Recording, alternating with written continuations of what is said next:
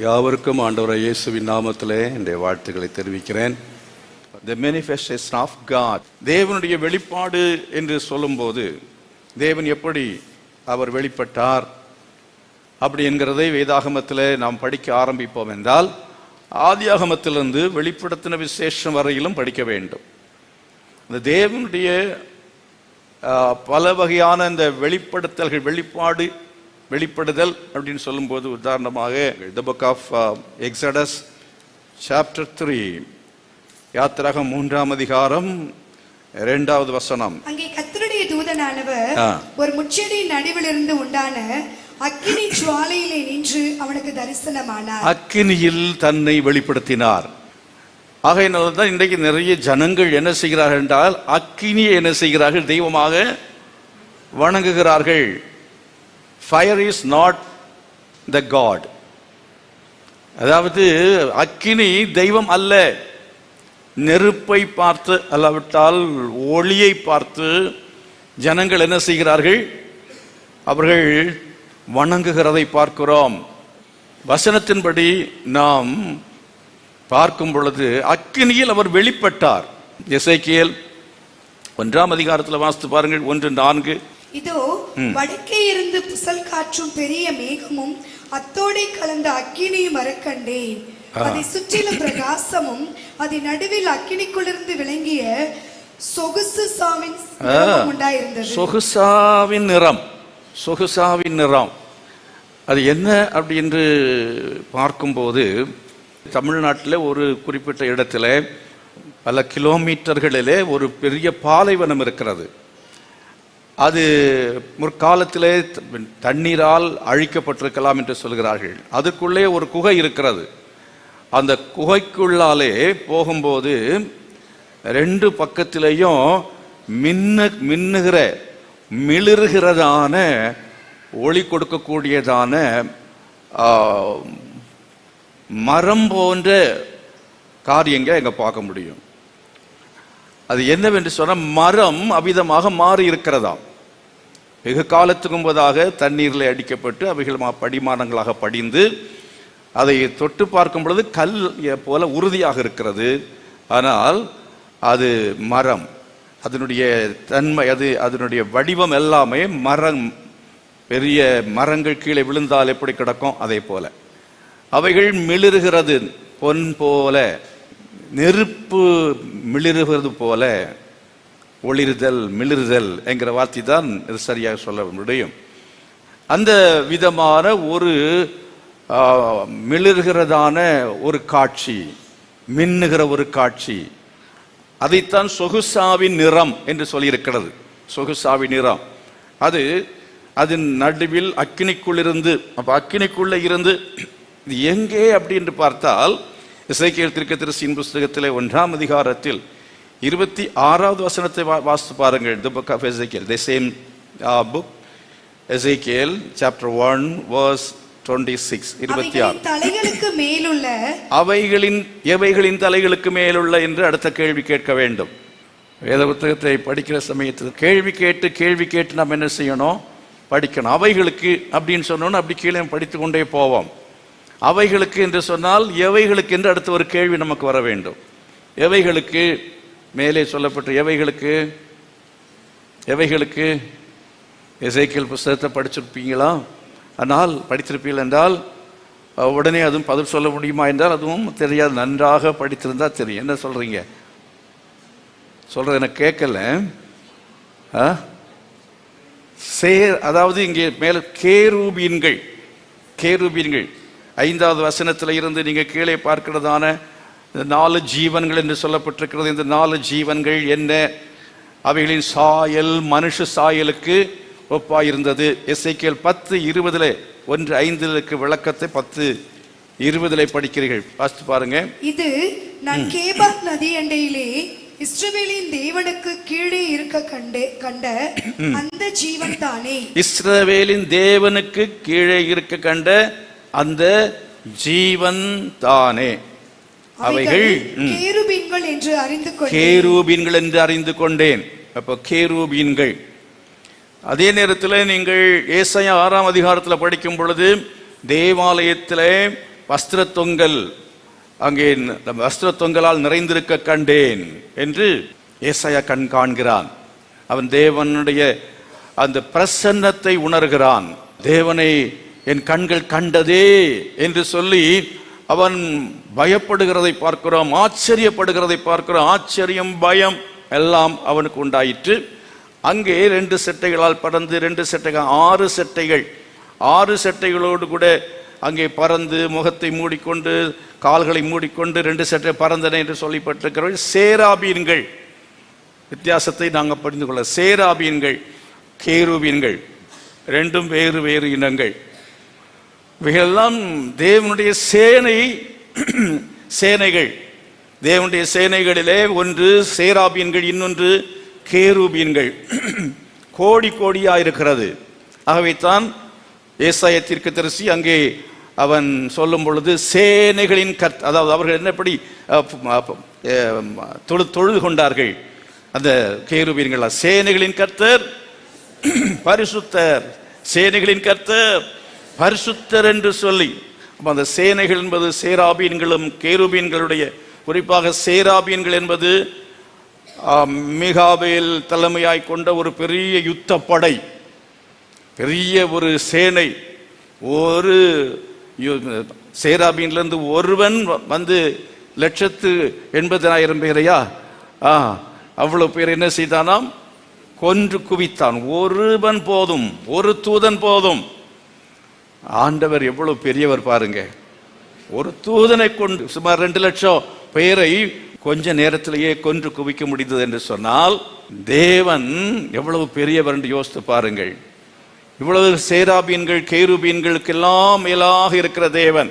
இங்கே படித்த இந்த வசனத்தில் எதை பார்க்கிறோம்? அவைகளின் கேருபீன்கள் அவைகளின் தலைகளுக்கு மேலுள்ள மண்டலத்தின் மீதில் என்னவென்ற மேலே உள்ள மண்டலம் என்று சொல்லியிருப்பது வான்வெளி என்று வேறு மொழிபெயர்ப்பிலே சொல்லி ஆங்கிலத்தில் படித்தாலும் அப்படித்தான் படிக்க முடியும். தமிழில் அநேக வார்த்தைகள் நமக்கு புரிகிறது இல்லை. மண்டலம் என்று சொல்லியிருப்பது ஸ்பேஸ், வான்வெளி. வான்வெளி எவ்வளவு பெரிதாக இருக்கிறது என்று யாருக்கா தெரியுமா? வான்வெளி யாரும் அளந்து பார்த்திருக்கிறார்களா? அளக்கவே முடியாது, அளக்க முடியாது. மனிதன் அதை ஆராய்ந்து முடிக்க முடியாது. அவ்விதமாக எண்ட்லெஸ் ஸ்பேஸ், முடிவே கிடையாது. அவ்விதமாக முடிவற்ற இஸ் பேரண்டம் என்று சொல்லலாம். அந்த மண்டலத்திலே, மண்டலம் என்பது அது மண்டலத்தின் மீதில், மண்டலத்துக்கு மேலே. அப்ப நம்முடைய ஆண்டவர் எங்கே உட்கார்ந்து இருக்கிறார் அப்படின்னு பார்த்துருக்கீங்களா? அந்த ஸ்பேஸ்க்கு மேல. ஸ்பேஸ்னா பெரிய அண்டத்துக்கு மேல. ஸ்பேஸ் என்று சொன்னால் நீங்க பார்க்கிறபடி இந்த சூரிய சந்திரன் அவைகள் அல்ல, அவைகளுக்கு அப்பால் சூரிய சந்திரன் இருப்பது வேத புத்தகம் சொல்லுகிறபடி 1ஆம் வானம். அதுக்கு பிறகு 2ஆம் வானம், அதுதான் மத்திய வானம். இயேசு கிறிஸ்து அங்கே தான் வருவார். 3ஆம் வானத்திலே பரதீஸ் இருக்கிறது. நான் ஒரு மனுஷனை கண்டேன், அவன் 3ஆம் வானம் வரையிலும் எடுத்துக்கொள்ளப்பட்டான். அங்கே அவன் பரதீசுக்குள் எடுத்துக்கொள்ளப்பட்டு என்று சொல்லுகிறபடி இந்த பவுல் தன்னை குறித்து சொல்லுகிறான். அவன் பரதீசில் போனது எங்கே இருக்கிறதாம்? 3ஆம் வானத்தில் இருக்கிறது.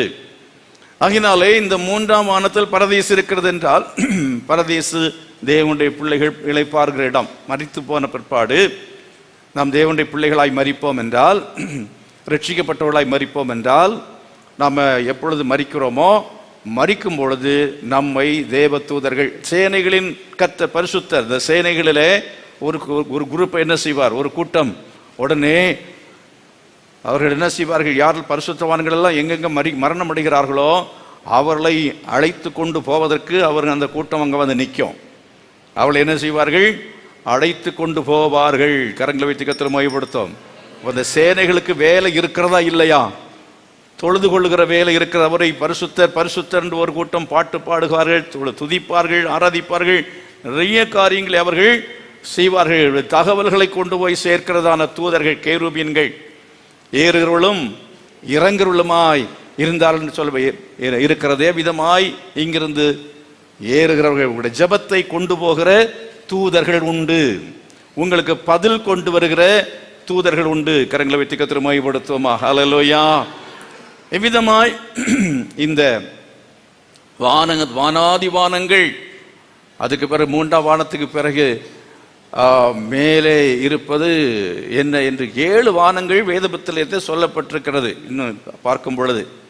ஆனால் வானத்தை முழுமையாக அளந்து பார்க்க முடியும். அப்படிப்பட்டது அந்த வானத்தின் மீதில், அந்த மண்டலத்தின் மீதில், அந்த பேர் அண்டத்தின் மீதில் என்ன செய்கிறார்? நீலரத்தினம் போல விளங்கும்.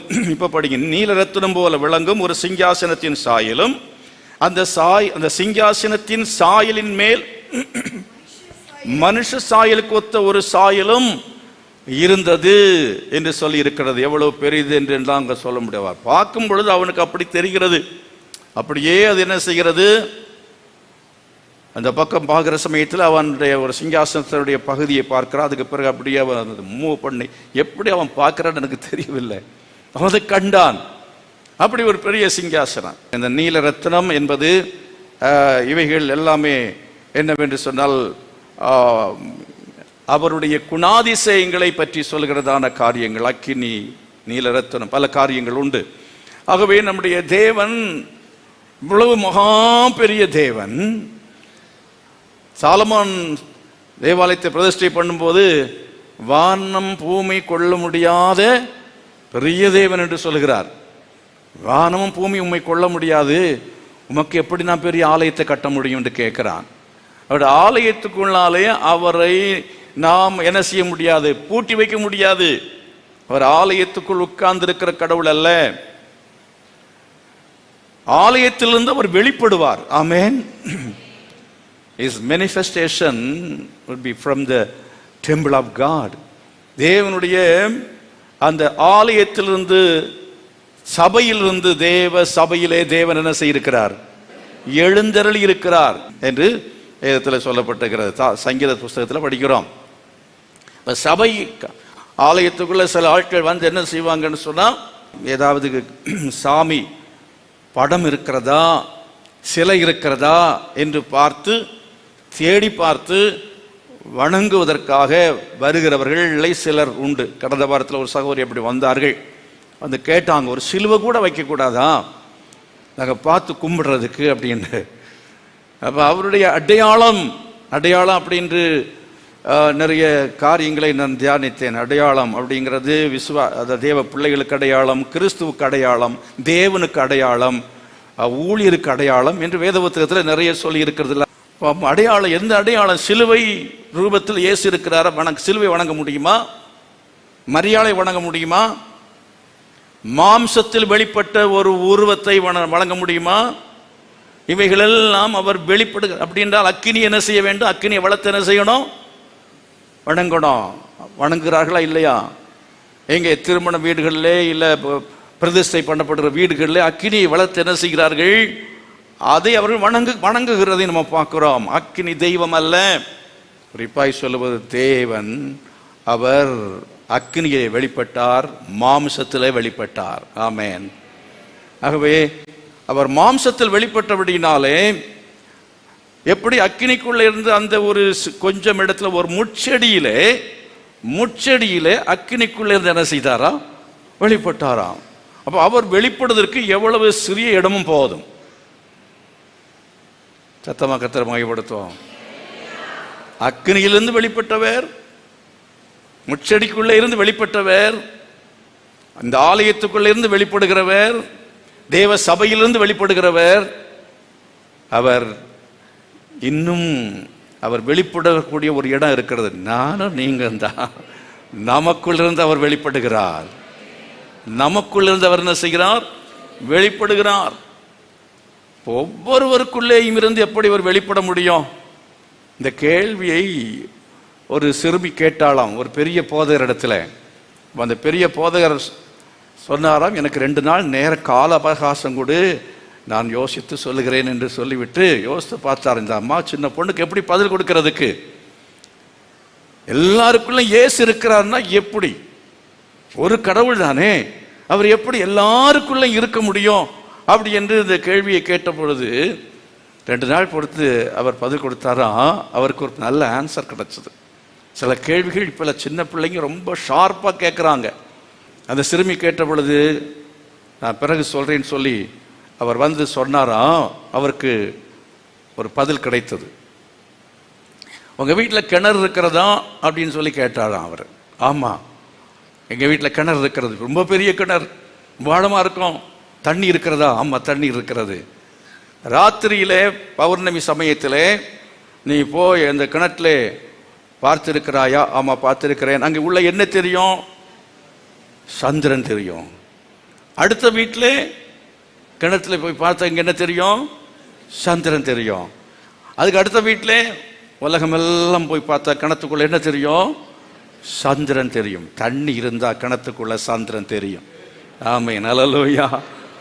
உங்களுக்குள்ள தேவனுடைய வசனமும் பரிசுத்த ஆவியானவரும் இருப்பார் என்றால் நிச்சயமாகவே இயேசுவை காண முடியும். கரங்களை கொட்டி கர்த்தரை மகிமைப்படுத்துங்கள். அல்லேலூயா. ஒவ்வொருவருக்குள்ளும் இருந்து தேவன் வெளிப்பட வேண்டும் என்று விரும்புகிறார்.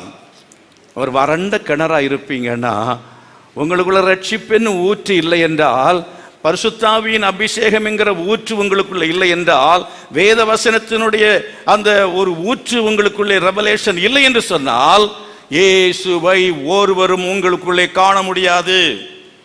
இயேசு உங்களுக்குள்ளே இருந்து வெளிப்பட வேண்டும் என்றால் நீங்கள் ஊற்றுள்ள ஒரு நபராக இருக்க வேண்டும். கரங்களை வைத்து கர்த்தரை மகிமைப்படுத்த. ஹல்லேலூயா. அவர் எங்கும் அவர் இருக்கிறார். ஆகினாலே தேவனை குறித்து ஒரு வெளிப்பாடு, வெளிச்சம் வேண்டும் என்று சொல்லி எத்தனை பேர் விரும்புகிறீர்கள்? கரங்களை வைத்து கேளுங்க. ஆண்டவரே, எனக்கு உம்மை காண்பிக்க வேண்டும், உம்மை நான் அறிந்து கொள்ள வேண்டும் என்று சொல்லி ஆண்டவரிடத்தில் நம்ம கேட்க வேண்டும். கர்த்தரை அறிந்து கொள்கிற அறிவு நமக்கு நித்திய ஜீவனை கொடுக்கக்கூடியதா இருக்கிறது. ஆமென், ஹல்லேலூயா. இன்னும் உம்மை அறியணுமே, இன்னும் கிட்டி சேரணுமே. அறிய வேண்டும் என்றால் என்ன செய்ய வேண்டும்? அந்த பாட்டில் இருக்கிறது தான் நம்ம செய்யணும். வாசித்து பாருங்க. யாத்திராகமத்தின் புஸ்தகத்தில் அந்த வசனத்தை திரும்ப வாசித்து பாருங்கள். 3வது அதிகாரத்திலே 3வது வசனத்தை படிங்க. அப்பொழுது மோசே முட்செடி வெந்து போகாதிருக்கிறது, இந்த முட்செடி வெந்து போகாதிருக்கிறது என்ன? நான் கிட்ட போய் இந்த அற்புத காட்சியை பார்ப்பேன் என்றான். அப்ப ஆண்டவருடைய காட்சி என்பதே ஒரு பெரிய அற்புதமான காட்சி. அல்லேலூயா. அவருடைய அனுபவங்கள், அவருடைய காட்சிகள், அவருடைய வசனம், அவருடைய வெளிப்பாடு எல்லாமே இந்த லைஃப் ஆஃப் கிரைஸ்ட், அவருடைய வாழ்க்கை, இதெல்லாவற்றையும் நம்ம பார்க்க அவைகள் எல்லாவற்றையும் அற்புதத்தை பார்க்க முடியும். கரங்களை வைத்து கர்த்தரை மகிமைப்படுத்துவார். ஆண்டவரை பார்க்கும் பொழுது ஆண்டவருக்குள்ளாலே நாம் அற்புதங்களை காண முடியும். நம்முடைய தேவன் அற்புதமான தேவனாக இருக்கிறார். அவர் அற்புதங்களை செய்கிற தேவன். அவருடைய காரியங்கள் எல்லாமே நமக்கு அற்புதமாகத்தான் தெரியும். இங்கே முட்செடி வெந்து போகவில்லை, அக்கினிக்குள்ளிருந்து பேசுகிறார். அற்புதமா? அற்புதம் இல்லையா? அதிசயங்களை என்ன செய்வேன்? காண பண்ணுவேன். அதிசயத்தெல்லாம் பெரிய அதிசயம் என்ன தெரியுமா? ஆண்டவரை காண்பது, கர்த்தரை காண்பது, இயேசுவை காண்பது. இயேசுவை கண்ட ஒரு மனிதன் யார்? சகையு. இயேசுவை காணும்படி துடித்தான். இயேசுவை பார்க்க வேண்டும் என்று சொல்லி அவரை பார்க்கும்படி காட்டத்தி மரத்திலே ஏறினான். இயேசுவை நான் பார்க்க வேண்டும், அற்புத காட்சியை நான் பார்க்க வேண்டும் என்று விரும்புகிறதான உண்மையான விருப்பம் இருந்தால் எவ்வளவு கிரயத்தை எவ்வளவு வேண்டும் என்றாலும் கிரயத்தை கொடுப்பார்கள். எவ்வளவு வேண்டும் என்றாலும் கிரயத்தை கொடுப்பார்கள். கிரயம் கொடுக்காமல் அவரை சில சமயத்தில் நம்ம பார்க்க முடியாது. சில சமயத்தில் எப்பவுமே பார்க்க முடியாது. கொஞ்சம் கிரயம் கொடுத்தா தான் என்ன செய்ய முடியும்? பார்க்க முடியும். அருமையானவர்களே, நீங்க ஆலயத்துக்கு வருகிறது என்பது ஒரு கிரயம் என்று கூட எடுத்துக்கொள்வோம். அதுக்கு பிறகு நீங்கள் வார நாட்களிலே வந்து ஜெபத்திலே பங்கு பெற வருவது, அது தேவனுக்கு அவரை காண்பதற்காக கொடுக்கிற ஒரு கிரயம். நேரத்தை என்ன செய்கிறீர்கள்? கிரயமாய் செலுத்துகிறீர்கள். அதே போல இன்னும் என்னென்ன விதங்களில் எல்லாம் வீட்டில் உட்கார்ந்து உபவாசம் பண்ணி ஜெபிக்கிறீர்கள் என்று சொன்னால் சாப்பாட்டை வெறுத்து ஜெபிக்கிறீர்கள், வேதத்தை வாசிக்கிறீர்கள் என்று சொன்னால், உபவாசத்தோடு நீங்கள் கர்த்தரை காண தேடுகிறீர்கள் என்று சொன்னால், அது ஆண்டவருக்கு நீங்கள் செலுத்துகிற கரையமாய் இருக்கிறது. நேரத்தை செலவு பண்ணி வேதாகமத்தை எடுத்து நீங்கள் ஆராய்ச்சி செய்வது என்பது அது கரையம் செலுத்த வேண்டும். சும்மா அப்படியே உருட்டி புரட்டின உடனே எல்லாம் வந்துடாது. அற்புத காட்சியை வேதத்தில் பார்க்கணும். வேதத்தின் மகத்துவங்கள், வேதத்தின் அதிசயங்களை காணும்படி என் கண்களை என்ன செய்யும்? வேதம் ஒரு அதிசயம்.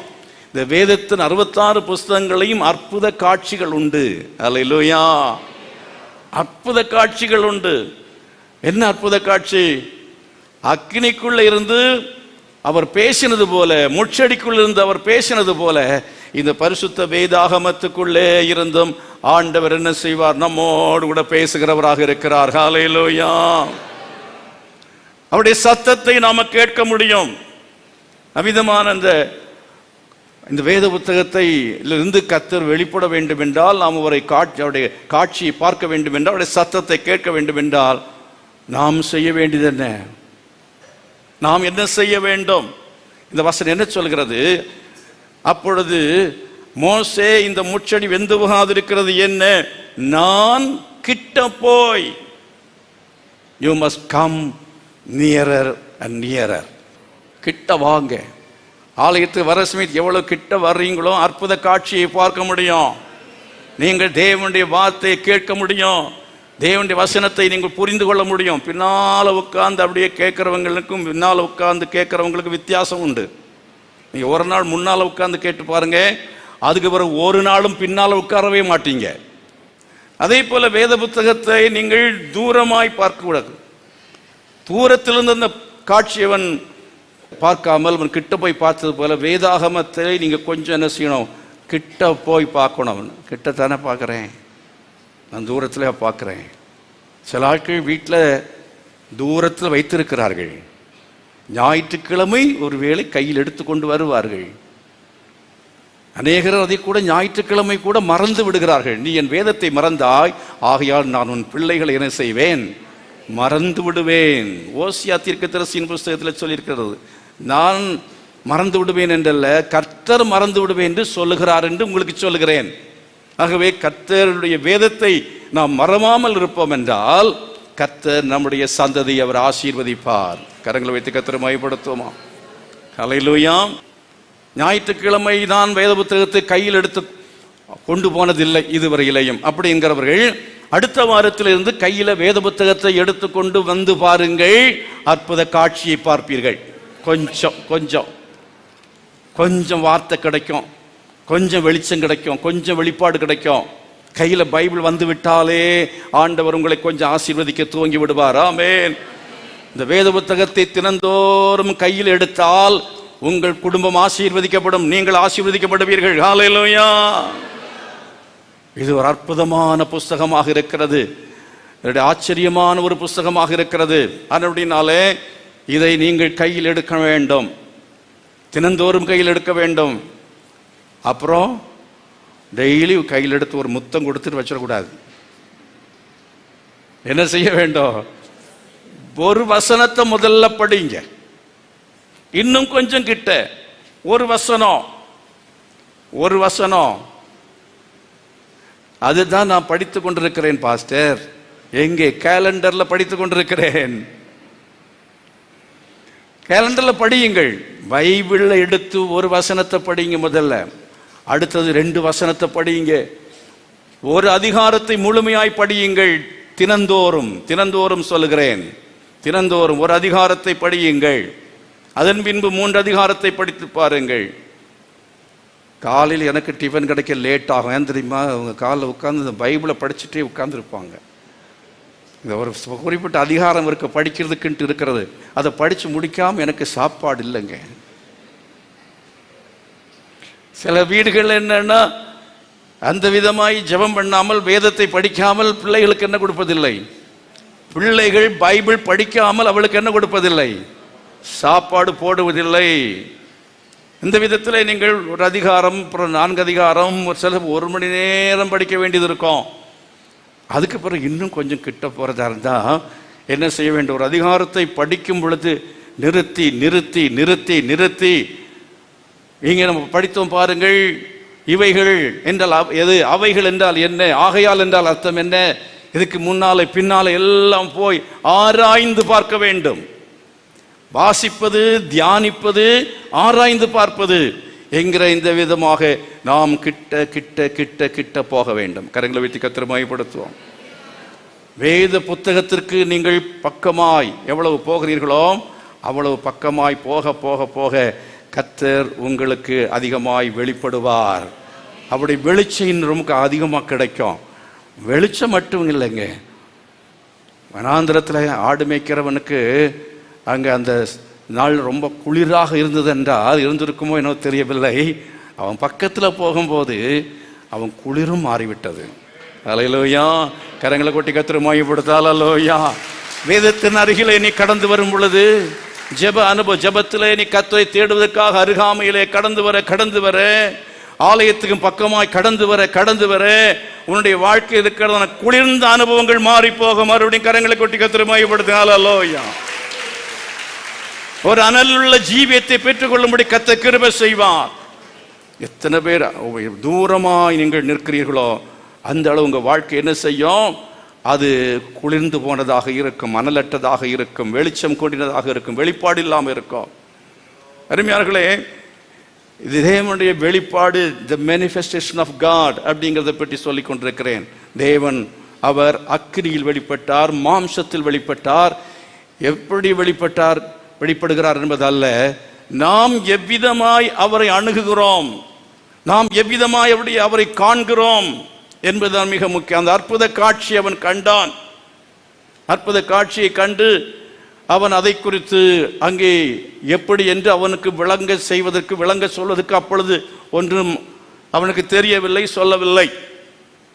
பலமுறை அந்த வெளிப்பாடுகளை பெற்ற பொழுதும் அதை அவன் அந்த வெளிப்பாட்டை கடவுள் எப்படி என்று அவனாலே சொல்ல தெரியவில்லை, புரியவில்லை.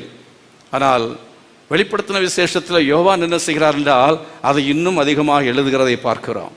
அவர் எப்படி இருக்கிறார் என்கிறதை குறித்து அங்கே அவன் எழுதுகிறதான காரியத்தை நாம் என்ன செய்ய முடியும்? பார்க்க முடியும். ஆகையினால் ஆண்டவருடைய அந்த அற்புதமான காட்சியை நம்ம சரியாய் பார்த்து அவரை புரிந்து கொள்ள வேண்டியது அவசியமாக இருக்கிறது. கையெழுத்து கேளுங்க, ஆண்டவரே இன்னும் உம்மை அறியணுமே, உம்மை இன்னும் புரியணுமே. அறிந்து கொள்வது என்பது வேற, புரிந்து கொள்வது என்பது வேறு. மனைவி கல்யாணம் பண்ணுறதுக்கு முன்னால் அறிந்து கொண்டு கல்யாணம் பண்ணவங்க எத்தனை பேர்? இப்போ எல்லாம் பிள்ளைங்க ரொம்ப அறிஞ்சிக்க விரும்புகிறாங்க. 6 மாதம் 1 வருஷம் நான் அவர்கிட்ட பேசணும். சில இப்போ லிவிங் டுகெதர், சேர்ந்து வாழ்ந்து அறியணும். அறிந்தால் மாத்திரம் புரிஞ்ச பிறகு தான் கல்யாணமா, அப்படிலாம் போயிட்டுருக்கு. அதெல்லாம் ரொம்ப டேஞ்சர். ஆண்டவரை அதை மனைவி எவ்வளோ படிச்சிருக்கிறான், கருப்பா சிகப்பா, என்ன உயரம், இதெல்லாத்தையும் அறிவது என்பது ஒன்று கல்யாணத்துக்கு முன்னால். இப்போ கூடவே வந்து 30 வருஷம் குப்பை கொட்டணும்னு சொல்லுவாங்க சிலர்லாம் கிராமத்தில். 30 வருஷம் கூடவே வாழ்ந்ததுக்கு பிறகு, அதுக்கு பிறகு இவங்க புருஷன் எப்படிங்க கேட்டேன், அவருக்கு நல்லா தெரியுமே. நல்லா தெரியுமேன்னா ப்ளஸ்ஸு மைனஸு, எதெல்லாம் வீக்னஸ்ஸு, எதெல்லாம் அவர் நல்ல காரியம் செய்வார், எல்லாம் கெட்ட காரியம் செய்வார், எப்படி கோபம் வரும், எப்படி, அதெல்லாம் சொல்ல வேண்டிய அவசியம் இல்லை, உங்களுக்கு தான் தெரியுமே. ஒவ்வொருத்தர் அனுபவிச்சுட்டு இருக்கிறீங்களே. ஆகவே இதுதான் புரிந்து கொள்ளுதல். ஆகவே நம்முடைய தேவனை நாம் புரிந்து கொள்ள, அந்த அறிவின் மேன்மை அடைவதற்காக நான் எல்லாவற்றையும் அற்பம் என்று விட்டேன், குப்பையுமாக எண்ணுகிறேன், நஷ்டம் என்று விட்டேன், குப்பையுமாக எண்ணுகிறேன். ஆண்டவருக்கென்று கரையம் செலுத்தாமல், விட வேண்டியவளை விடாமல் சினிமாவும் பார்ப்பேன், பைபிளும் படிப்பேன். ஆண்டவர் எனக்கு காட்சி கொடுக்கணும்னா கொடுப்பாரா? பேசுவாரா? பேச மாட்டார். அதே போலதான் அவரை புரிந்து கொள்ள வேண்டும் என்றால் அவரோடு கூட நாம் வாழ வேண்டும். Living together. எங்க? கல்யாணம் ஆகாத பொண்ணோட அல்ல, கல்யாணம் ஆகாத பையனோட அல்ல. Living together with our God. நம்முடைய தேவனாகிய கர்த்தரோடு என்ன செய்யணும்? நம்ம சேர்ந்து வாழ வேண்டும். அவரை விட்டு நம்ம அதான் வேதத்தில் நம்ம பார்க்குறோம். ஏனோக்கை பற்றி படிக்கிறோம் பாருங்க. அவனுக்கு சொல்லப்பட்ட ஏனோக்கு அவன் தேவனை காணாமல் எடுத்துக்கொள்ளப்பட்டானாம். வேதம் சொல்லுறது he was walking with God. தேவனோடு என்ன செய்தானாம்? சஞ்சரித்தான். நோவா தேவனோடு என்ன செய்தான்? சஞ்சரித்தான். ஆகவே நாம் தேவனோடு சஞ்சரிக்கிற ஒரு வாழ்க்கை, அவரோடு இணை பிரியாமல் வாழ்கிற வாழ்க்கை. பால் யாங்கிச்சோ ஒரு ஜெபம் பண்ணுவார், அது ஞாபகத்துக்கு வந்துச்சுது. என்னன்னு ஜெபம் பண்ணுவார் தெரியுமா? ஆவியானவரே, பக்கத்து சேர் காலியாக இருக்கு, பக்கத்து சேர் அவங்கள உட்கார வைக்கலாம், ஏன் அங்கே உட்கார வைக்காத, சேர் காலியாக போட்டுருக்குன்னு தெரியுமா? ஆவியானவர் உட்கார்றதுக்காக. கர்த்தருக்கு ஸ்தோத்திரம்.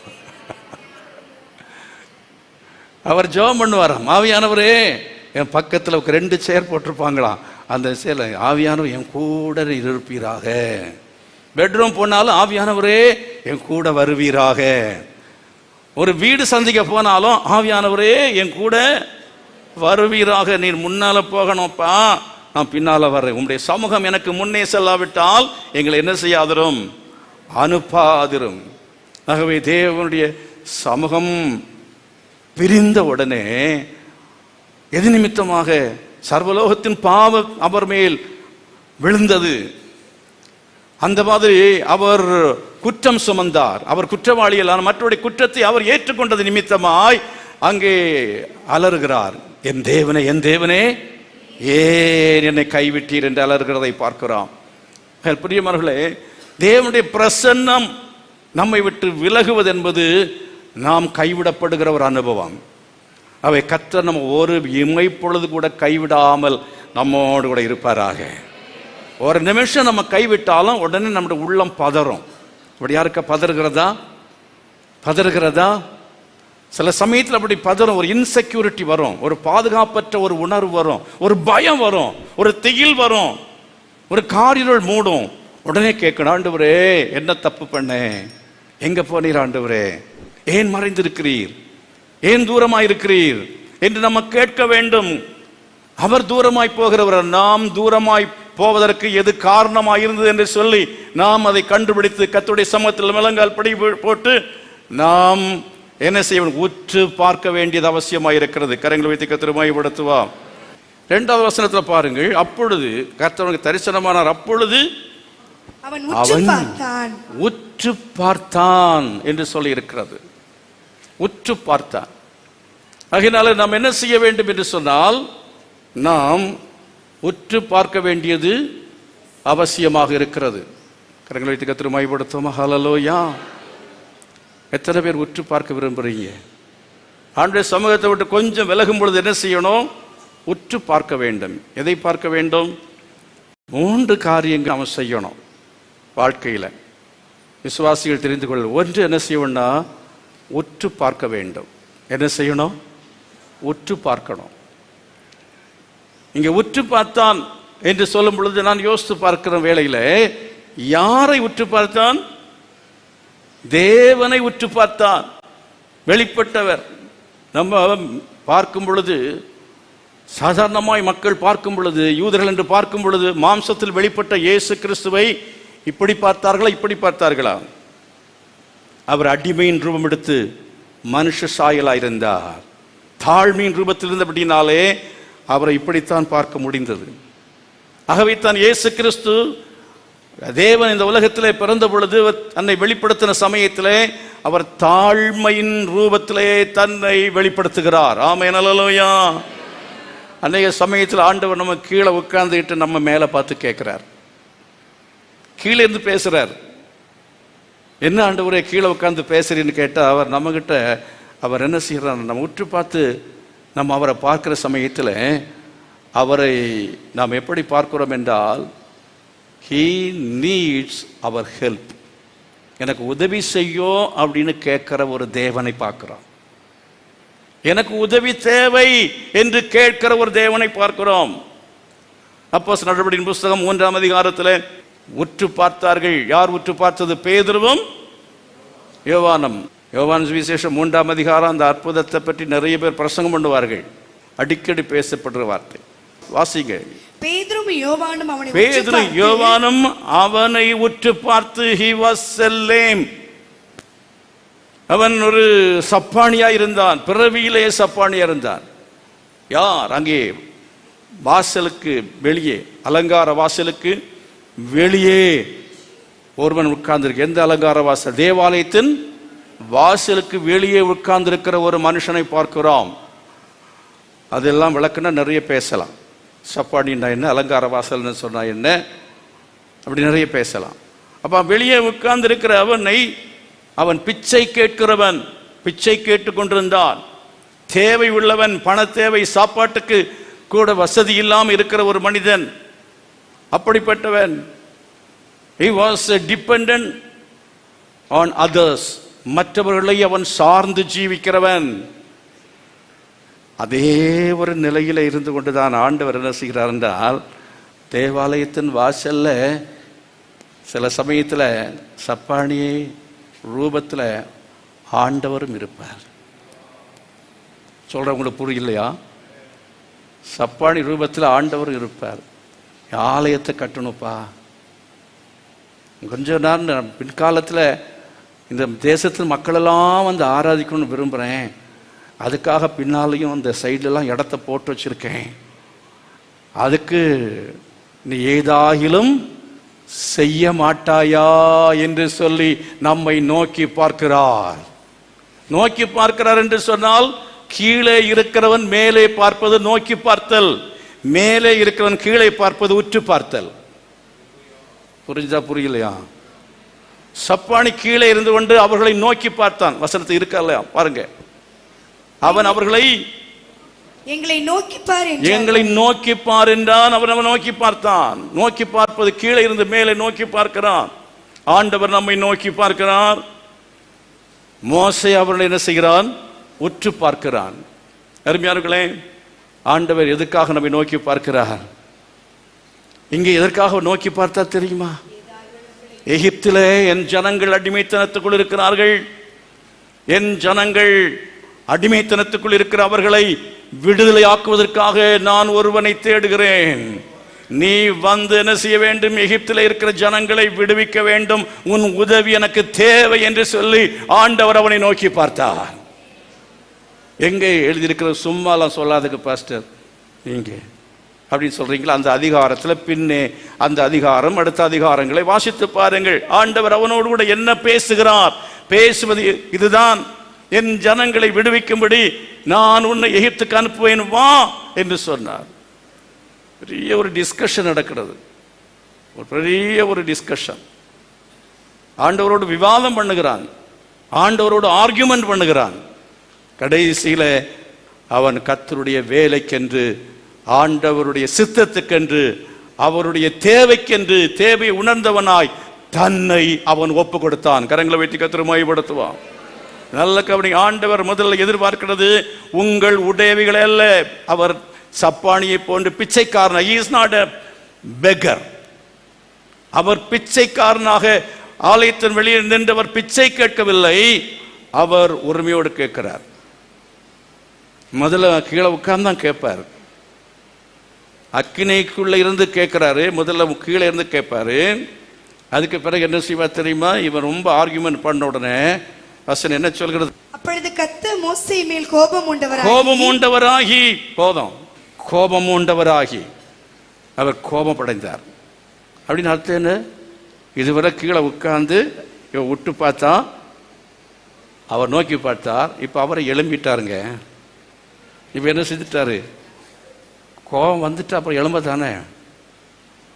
கீழே உட்கார்ந்துருப்பார் புருஷன், மனைவி உட்காந்து எதையாவது பேசிட்டு இருப்பார். அவர் கீழே தானே உட்கார்ந்துருக்காரு. இப்போ தேவையில்லை எதையாவது பேசினா, இல்லை சொல்ற பேச்சு கேட்கலன்னா எழும்பிடுவார்ல. அதே மாதிரிதான் கோபம் உண்டவராகி, என்னப்பா நான் பிச்சைக்காரன் நினைச்சியா, இல்லை நான் வழிபோக்க நினைச்சியா, இல்லை சம்பந்தம் இல்லாதவர் நினைச்சியா? நான் உன்னை உருவாக்கின தேவன்.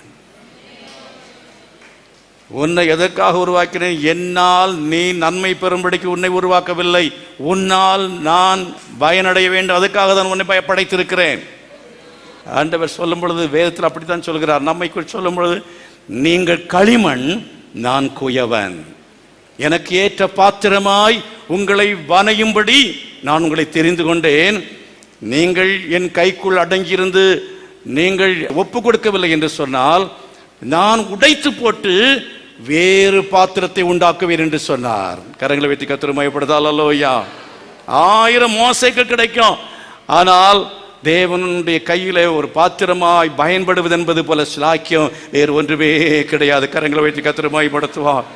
அவனுடைய அடக்க ஆராதனைக்கு சேராபீன்கள், கேருபீன்கள், இன்னும் ஆண்டவர் தாமே திரியேக தேவன் இறங்கி வந்து ஒரு மகிமையான அடக்க ஆராதனையை செய்தார். கரங்களை கொட்டி கர்த்தரை மகிமைப்படுத்துவோமா? ஒருவன் எனக்கு ஊழியம் செய்வான், ஆனால் பிதாவானவர் என்ன செய்வார்? அவனை கனப்படுத்துவார் என்று சொல்லி இருக்கிறது. அப்படின்னாலே ஆண்டவரை எழும்ப விடாதுங்க. அவர் கீழே இருக்கிறது வரை நமக்கு சந்தோஷம். ஆனால் நம்ம என்ன செய்யணும்? அவர் சொல்றத உடனே கேட்கணும். Yes lord. அதைத்தான் பவுல் புரிந்து கொண்டான். சவுலா இருந்தவன் கர்த்தருடைய சத்தத்தை கேட்டு சொல்லும். அது யாரு? சாமுவேல், சின்ன சாமுவேல். அதே போல நான் என்ன செய்ய சுத்தமா இருக்கிறீர் என்று சொல்லி சவுல் கேட்டான். அதே போல ஆண்டவர் எழும்புறது வரையிலும் விடக்கூடாது. கோபம் அடைந்தார். அப்புறம் அக்கினி எதுக்காக தெரியுமா? முச்செடிக்குள் அங்க இருக்கிறது என்ன செய்யும்? இன்னும் நீ கேட்கலன்னா அக்கினி என்ன செய்யும்? உன்னை பட்சிக்கும். நான் அக்கினியா இருக்கிறேன், நான் பட்சிக்கிற அக்கினி. நீ கீழ்ப்படியாத பட்சத்தில், என் சித்தத்தை செய்யாத பட்சத்தில், நீ உனக்கு பிரியமாய், உனக்கு பிரயோஜனமாய், நீ உனக்கு சுயநலமாய் வாழ தீர்மானிக்கும் பொழுது உன்னை நான் அழித்து போடுவேன் என்கிற ஒரு எச்சரிப்புக்காக தான் கர்த்தர் என்ன செய்தார்? அந்த அக்கினியிலிருந்து தன்னை வெளிப்படுத்தினார். நன்றாக அவரை உற்று பாருங்கள். அவருக்கு என்ன செய்யலாம் என்று உற்று பாருங்கள். அவருடைய ஆலயத்திலே வருகிற நீங்கள் ஆலயத்திலே அவருக்காக என்ன செய்யலாம் என்று உற்று பாருங்கள். எல்லா வேலைகளும் முடித்து வைத்த பிற்பாடு வந்து பின்னாலே உட்கார்ந்து போகிற பார்வையாளராக அல்ல, இந்த சபைக்கு நான் என்ன தேவை என்பதை உற்று பாருங்கள். இந்த சபையில என்ன ஊழியம் செய்ய வேண்டிய அவசியம் இருக்கிறது என்பதை உற்று பாருங்கள். சும்மா அப்படி பார்த்துட்டு போகக்கூடாது, பார்க்காமலும் போகக்கூடாது. நீங்க உற்று பார்க்க வேண்டியது அவசியமாக இருக்கிறது. அருமையானவர்களே, அவன் உற்று பார்த்தான். உற்று பார்த்து தன்னை தேவனுடைய ஊழியத்துக்கு என்ன செய்தான்? ஒப்பு கொடுக்கும்படியான பெரிய சிலாக்கியத்தை பெற்றுக்கொண்டான். கரங்களை வைத்து ஆண்டு மகிமைப்படுத்துவோம். ஹல்லேலூயா. அப்போஸ்தலர் 3 என்ன படிக்கிறோம்? சப்பானி என்ன செய்தான்? நோக்கி பார்த்தான். ஆலயத்துக்கு வெளியே உட்கார்ந்து, எனக்கு வந்து ஆலயத்துக்கு என்ன கொஞ்சம் தூரமாகத்தான் இருக்கிறேன், கிட்ட போகக்கூடாது, கிட்ட போன இந்த பாஸ்டர் என்ன செஞ்சிருவாரு? பிடிச்சி உள்ள போட்டுருவார். அப்புறம் விடவே மாட்டார். அப்படினால் அவர் பக்கம் போகக்கூடாது. அந்த விசுவாசி சரியில்லையே, நான் ரட்சிக்கப்படும் என்பதாக இருந்த அந்த அதுவே பரவாயில்லை அப்படின்னு சொல்லக்கூடிய ஒரு மனநிலையிலே வந்து இடறி போகிறதை பார்க்கிறோம். இடறி போகிறதை பார்க்கிறோம். அருமையானவர்களே, நீங்க என்ன செய்யாதுங்க, இந்த பாஸ்டர்ஸ்களையோ எங்களையோ இவங்களையோ அவங்களையோ இவங்களையோ யாரையும் பார்க்காதுங்க. நீங்க பார்க்க வேண்டிய செய்ய வேண்டியது தெரியுமா? எபிரேயர் நிருபம் 3 அதிகாரம் 2வது வசனம் நினைக்கிறேன். The book of Hebrews chapter 3 verse 2. மோசே தேவனுடைய வீட்டில் எங்கும் உண்மை உள்ளவனாய் இருந்து இவரும் தம்மை ஏற்படுத்தினவருக்கு உண்மை உள்ளவராய் இருக்கிறார். அதுக்கு மேல இப்படி இருக்க பரம அழைப்புக்கு பங்குள்ளவர்களாகிய பரிசுத்த சகோதரரே, நான் அறிக்கை பண்ணுகிற அப்போஸ்தலரும் நான் பிரதான ஆசாரியருமாய் இருக்கிற கிறிஸ்து இயேசுவை கவனித்து பாருங்கள். யாரை கவனிக்கணும்? இயேசுவை உற்று பாருங்க மட்டுமல்ல, கவனித்து பாருங்கள். அவரை பார்த்தால் நீங்கள் ஒருபோதும் இடறி போகவே மாட்டீர்கள். கரங்களை வைத்து கர்த்தரை மகிமைப்படுத்துவோம். அவரை கவனித்து பாருங்கள். மோசேயை பார்க்கிலும் இவர் உண்மை உள்ளவர், அவர் பெரியவர், அவர் பரிசுத்தர். அவரையே கவனித்து பாருங்கள். மனுஷரை என்ன செய்ய வேண்டாம், அவங்கள விட்டு பார்த்துக்கிட்டு இருக்காதுங்க. பாஸ்டரை உற்று பார்த்துக்கிட்டே இருக்காதுங்க. அதே போல உங்க கூட இருக்கிற விசுவாசிகளை உற்று பார்த்து கொண்டே இருக்க வேண்டாம். கணவனை உற்று பார்த்து கொண்டே இருக்காதுங்க. மனைவி உற்று பார்த்து கொண்டே இருக்காதுங்க. பார்த்தால் இடறி போவீர்கள். கர்த்தரை என்ன செய்யுங்கள்? உற்று பாருங்கள், அவரை நீங்கள் கவனித்து பாருங்கள். அது மாத்திரமல்ல, உங்க தேவைகள் வரும் பொழுது, உங்க பிரச்சனைகள் வரும் பொழுது, சங்கீதம் 34:5 சொல்லி இருக்கிறது, அவரை நோக்கி பார்த்தவர்கள் முகங்கள் என்ன செய்யவில்லை? வெட்கம் அடையவில்லை என்று சொல்லி இருக்கிறது. உங்கள் கஷ்டம் வரும் பொழுது, பாடுகள் வரும் பொழுது, துன்பம் வரும் பொழுது மனுஷனை பார்க்க வேண்டாம், மனுஷன் நோக்கி பார்க்க வேண்டாம். நீங்கள் கர்த்தரை நோக்கி பாருங்கள். மனுஷன் கையில் இருக்கிற வெள்ளியும் பொன்னும் உங்களை ரட்சிக்காது. கர்த்தருடைய வல்லமை தான் உங்களை இருக்கிற சப்பானி போன்ற நிலைமையிலிருந்து, நீங்கள் உட்கார்ந்து இருக்கிற நிலைமையிலிருந்து உங்களை உயரத்திலே தூக்கி வைக்கக்கூடியதான வல்லமை உள்ளதா இருக்கிறது. கரங்களை வைத்து கர்த்தர் மகிமைப்படுதால் அல்லவையா. மனுஷ கைகளையே எதிர்பார்த்து கொண்டிராதபடிக்கு கர்த்தர் பெரியவர். ஆமென். அவருடைய வல்லமை எதிர்பாருங்கள், அவருடைய கையை எதிர்பாருங்கள். அப்பொழுது கர்த்தர் உங்களை தூக்கி விடுவார். தாவீதுடைய வாழ்க்கையில் அப்படித்தான். அவரை நோக்கி பார்த்தான். அவன் சொல்கிறான், என் முகம் ஒருபோதும் என்ன செய்வதில்லை, வெட்கப்பட்டு போவதில்லை என்று உறுதியாய் நம்பி இருந்த அவரையே நோக்கி பார்த்து அவரையே சார்ந்திருந்தபடினாலே அவனை கர்த்தர் என்ன செய்தார்? ராஜ சிங்காசனத்தில் அவன் ராஜாவாய் அமரும்படி செய்தார். எல்லாரும் எழுப்பி நிற்போம். ஆமென். ஹல்லேலூயா. தேவ சமூகத்தில் எல்லாரும் கேட்போம். ஆண்டவரே, உம்மை நான் பார்க்கணும்ப்பா.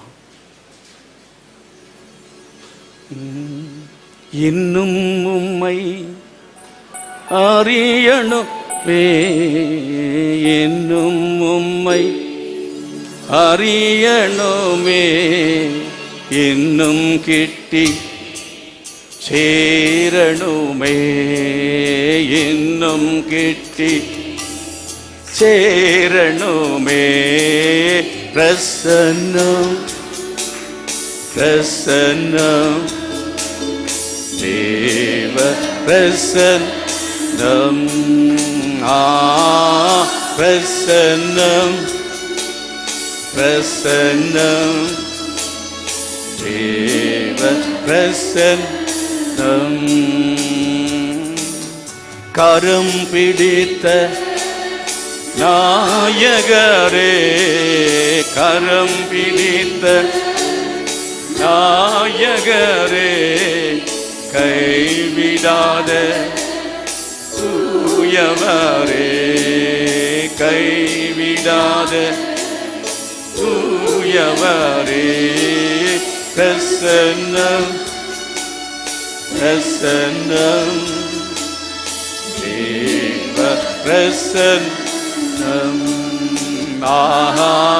பிரசன்னம் பிரசன்னம் தேவ பிரசன்னம். ஆட்கொண்ட அதிசயமே,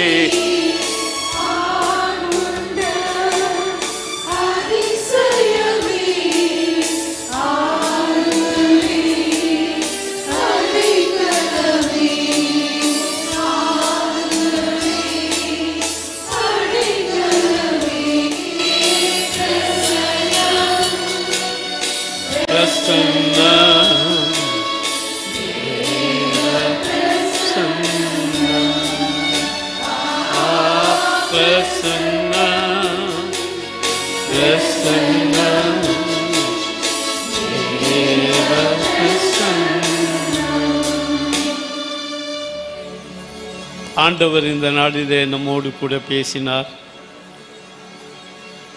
எத்தனையோ செய்திகளை நாம் கேட்கிறோம், அப்படியே நாம் போய்விடுகிறோம். ஆனால் இந்த நாளிலே ஆண்டவர் திட்டவட்டமாக நம்மோடு கூட பேசினார். அவர் பெரிய தேவன், வல்லமையுள்ள தேவன், நமக்குள் வசிக்கும்படியாக நம்முடைய இருதயத்தில் அவர் தங்கியிருக்கிறார். அவருடைய விருப்பத்தை அறிந்தும் நாம் அல்ல தட்டி கொண்டு செல்வது அல்ல. அவர் எதை விரும்புகிறாரோ அதை நாம் செய்ய நம்மை அர்ப்பணிப்போம். அங்கே மோசையோடு கூட ஆண்டவர் பேசினார். கீழ்ப்படியாத போதோ அங்கே ஆபத்து வர இருந்ததை நாம் பார்க்கிறோம். நம்முடைய வாழ்க்கையில் அவருக்கு கீழ்ப்படிந்து அவருடைய வார்த்தைக்கு செவி கொடுக்கும்போது ஆண்டவர் நம்மை உயர்த்தி நம்மை பிரகாசிக்கும்படியான கிருபைகளை தருவார். இல்லாவிட்டால் நாம் பின்வாங்கி போவோமே ஆனால், ஆண்டவரை தேடாதிருப்போமே ஆனால், பிசாசனுடைய கைகளிலே சிக்கி சீரழிந்து நம்முடைய குடும்பமும் அழிந்து போய்விடும். ஆகவே கேட்ட செய்தியை மனதிலே கொண்டவர்களாக ஆண்டவருக்கு நம்மை அர்ப்பணிப்போம். ஒரே ஒரு சவுல் தன்னுடைய வாழ்க்கையை அர்ப்பணித்த போது ஆண்டவர் சவுலை கொண்டு பெரிய காரியங்களை செய்தார். ஒரு மோசே ஆண்டவருக்கு தன்னை அர்ப்பணித்த போது எத்தனையோ லட்சக்கணக்கான ஜனங்களை அழைத்து வரும்படி ஆண்டவர் மோசையை பயன்படுத்தினார். ஒரு யோசுவாவை பயன்படுத்தினது போல உங்களையும் ஆண்டவர் பயன்படுத்தத்தான் விரும்புகிறார். நம்மை அர்ப்பணிப்போம். ஒரு சில நிமிடம் உங்களுடைய இருதயத்தில் ஆண்டவரை நோக்கி கூப்பிடுங்கள். ஆண்டவரே, வெறுமையான பாத்திரமாய் அல்ல, உமக்கு உகந்த பாத்திரமாய் ஆண்டவரே என்னை மாற்றும், என்னை அர்ப்பணிக்கிறேன் என்று சொல்லி அவருடைய கரங்களிலே ஒப்பு கொடுத்தால் ஆண்டவர் அற்புதமாக அதிசயமாக உங்களை கொண்டு அநேகருக்கு ஆசீர்வாதமாய் இருக்கும்படியாக ஆண்டவர் மாற்றுவார். ஆபிரகாமினிடத்தில் சொன்னார், அதன்படியே செய்தார். உங்களுடைய வாழ்க்கையிலையும் நீங்கள் ஆசீர்வாதமாய் இருக்கவும் மற்றவர்களுக்கு ஆசீர்வாதமாய் இருக்கும்படியாக ஆண்டவருடைய வார்த்தைக்கு கீழ்ப்படிந்து வரும்பொழுது ஆண்டவர் நிச்சயமாக உங்களையும் உங்களுடைய குடும்பத்தையும் உங்களுடைய சந்ததியையும் ஆண்டவர் ஆசீர்வதிப்பார். நாம் யாவரும் சேர்ந்து சொல்லுவோம், என் ஆத்துமாவே கர்த்தரை ஸ்தோத்தரி, என் முழு உள்ளமே அவர் பரிசுத்த நாமத்தை ஸ்தோத்தரி. என் ஆத்துமாவே கர்த்தரை ஸ்தோத்தரி, கர்த்தர் செய்த சகல உபகாரங்களையும் மறவாதே. நம்முடைய கர்த்தராகிய இயேசு கிறிஸ்துவனுடைய கிருபையும் பிதாவாகிய தேவனுடைய அன்பும் பரிசுத்த ஆவியானவருடைய அந்யோன்ய ஐக்கியமும் சதா காலங்களிலும் நம் ஒவ்வொருவரோடு கூட இருப்பதாக. ஆமேன், ஆமேன். கர்த்தர் உங்களை ஆசீர்வதிப்பாராக.